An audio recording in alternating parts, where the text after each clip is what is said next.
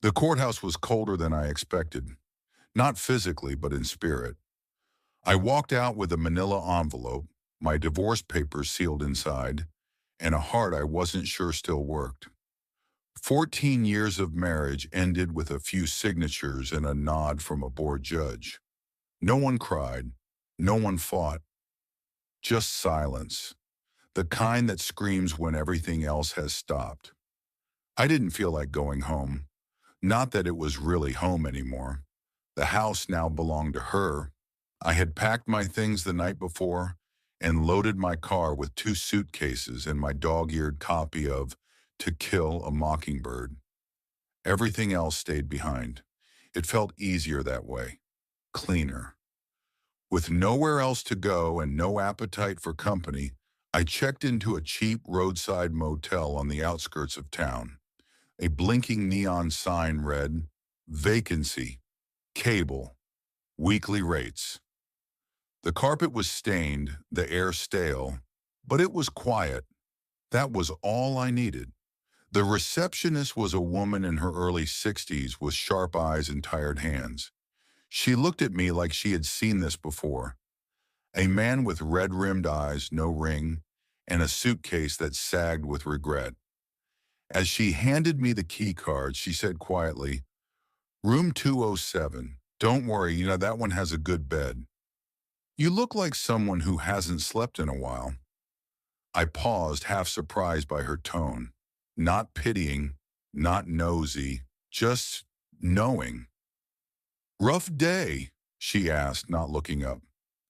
I nodded. "Just sign the papers." She gave a slow, sad smile. "Then tonight, you're allowed to feel everything. Just don't let it follow you forever." Room 207 was modest. A single bed, a flickering lamp, and the smell of old cologne and cigarette smoke. I sat on the edge of the mattress and stared at the wall. I didn't cry. I didn't scream. I just sat there feeling like I didn't exist, like I was a ghost haunting my own body. Later that night, I walked to the vending machine in the hallway for a soda.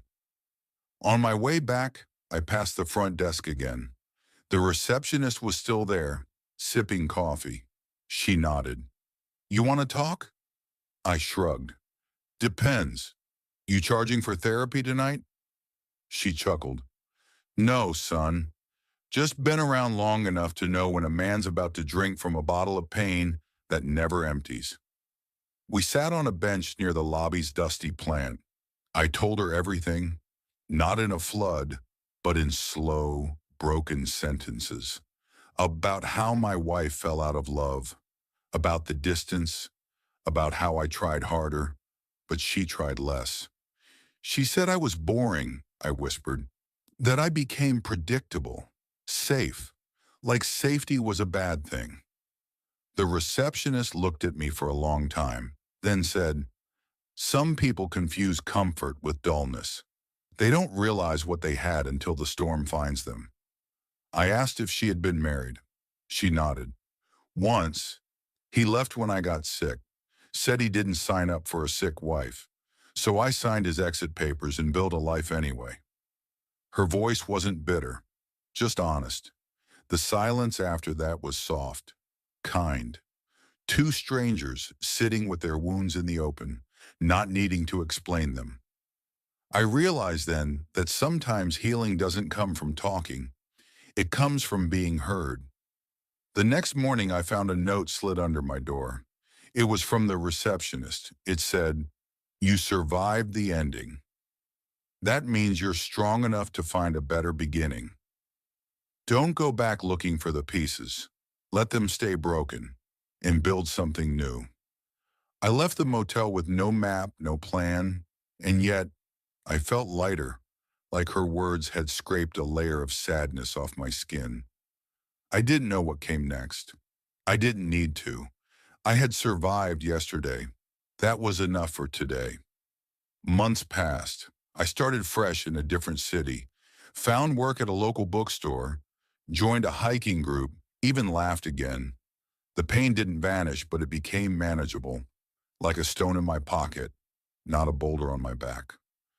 I never saw that motel receptionist again, but her words stayed with me. When people ask how I made it through that dark chapter, I smile and say, someone reminded me that the worst day isn't the end. It's just proof that better ones can still come.